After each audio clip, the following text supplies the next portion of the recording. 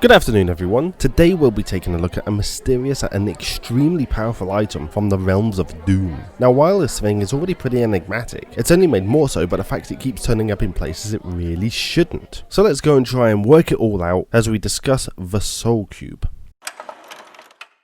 The Soul Cube is, as might be expected, a cube-shaped Martian artifact that is adorned with strange markings and what appears almost like a face. It is capable of levitation and extending various spikes and blades when activated, at which point it's able to inflict large amounts of damage onto an opponent, charging itself with its victim's life force, and also returning a portion of that life force to heal its user.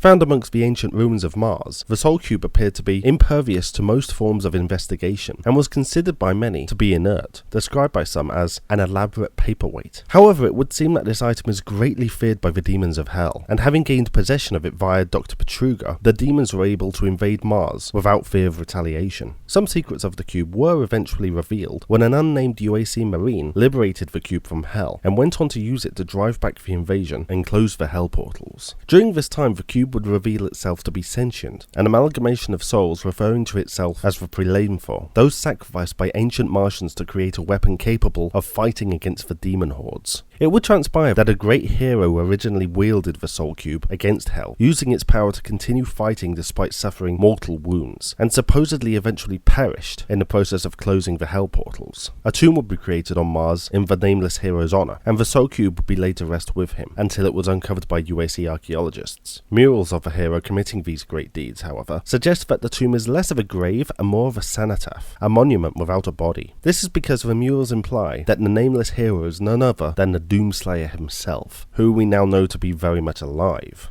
Given the evidence associated with the Soul Cube, and what we have recently come to learn of the Doomslayer, it is entirely possible that the ancient Martians were Bethians, rogue sentinels of Argent Deneur, who may have experimented with interdimensional slipgate technology, setting up outposts on parallel worlds, only to have them attacked by Hell. It could be that they created the Soul Cube as a last-ditch effort for the Slayer to use to save their outposts, and that the life force the cube uses to charge itself is actually Argent energy, harvested from fallen demons. When the Slayer was entombed by Hell, the cube may have returned to its creators, who, fearing the worst, constructed a monument to their great warrior. This may be supported by the fact that upon the Slayer's awakening, he uncovers the cube in the possession of Olivia Pierce, and seems to take it back for himself, keeping it among his trinkets on the Fortress of Doom. It is not known exactly how it came to be in Pierce's keep, given that it was presumed destroyed upon defeating the Cyberdemon and closing the portals from Hell, but it is possible that the physical structure remained intact, but the item's supply of Argent energy was completely depleted, effectively rendering it dead, hence its inactive state when returned to the Slayer. The Soul Cube is a highly unique and fascinating item, with a history that could stretch out for many millennia and across various parallel realities. The mere fact that it is not just a mechanical device, and is in fact sentient, with a will of its own made up of an ancient race unknown to modern times, makes it a device of great interest. But added to that, the fact that demons fear it so mean that it could be of incomparable intrigue. There is the caveat though that the demons may not have feared the cube so much as the Slayer who wielded it, and given that it is quite clearly capable of tearing through Hell's forces well enough without it, mean that we can only assign the Soul Cube an artifact rating of remarkable. I swear at this point the Slayer has been around for so long that he's got his fingers in just about every pie going.